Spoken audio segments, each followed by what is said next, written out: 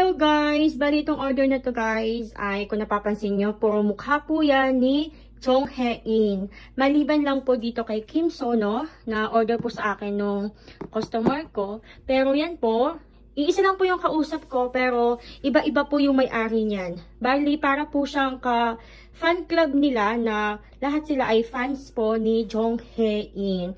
Ito po, umorder po sila sa amin ng Kim. Hinayaan po namin silang umorder kasi po solo box po nila ito. So may Kim po yan. Then ito po ay muffler. Ang ganda nito guys. As in, sobrang ganda niya. Bet na bet ko, napakalambot. Sobrang lambot. Tapos may brochure. Merong fan. And yun po yung season's greetings po ni Jong Hae-in 2024.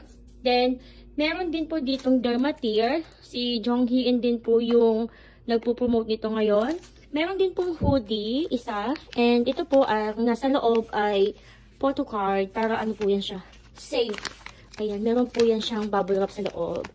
So, ayan. Thank you so much po sa pagtitiwala sa amin, Sisi. Maraming salamat.